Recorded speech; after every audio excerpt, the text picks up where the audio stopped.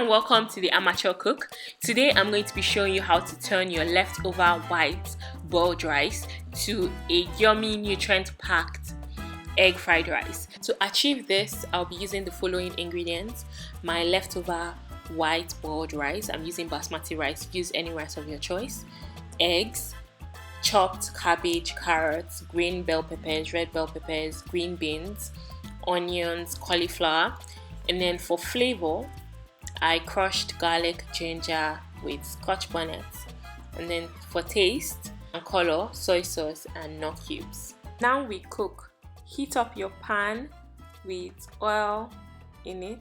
Pour in your eggs and just let it sit and cook. Move it around to just make sure everything is getting cooked, and once it's cooked, take it out and set it aside. Then the next thing you have to do is pour in your onions, saute it for a bit. Then in goes your crushed scotch bonnet, garlic, ginger, and then put in your bell peppers and green beans. Once those are in, stir, and then put in your cauliflower, your carrots, stir again, and then add in your cabbage, your chopped cabbage. Stir and make sure it's evenly distributed. Once that's done, you can sprinkle in your crushed nut cubes. Mix all of that in. This will help with the taste.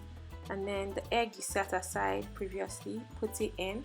Try to separate them and then just mix. Mix.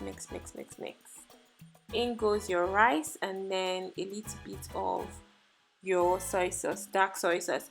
Guys, I used a bit too much. You can use a lot less if you don't want it to be this dark.